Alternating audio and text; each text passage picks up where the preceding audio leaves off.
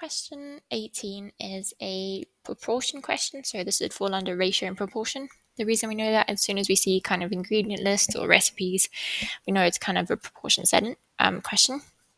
So all we need to do is, for proportion questions, usually how I would suggest we break it down is, here we have the ingredients for 10 scones, okay? And so they tell us all these ingredients for 10 scones. And what we are going to be looking at is, we want to know how much sugar she would need for 25 scones. So let's just start off with 10 scones and say, for the 10 scone recipe, how much sugar did she need? She needed 40 grams.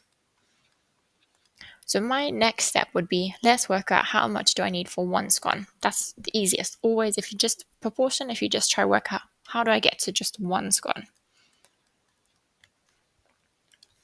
Okay, which I know we want 25, but if we got one, it's really easy from there.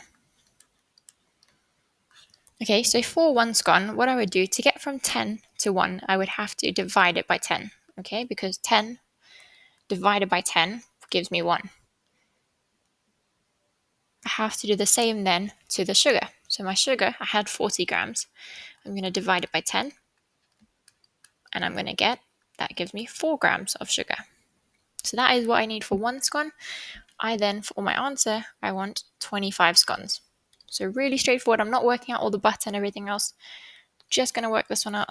So for 25 scones, I would have to times this by 25.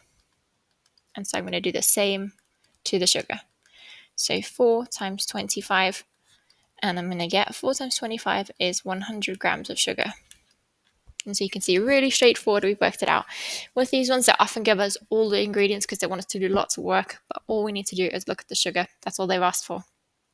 I hope this helps. Let me know in the comments if you have any questions.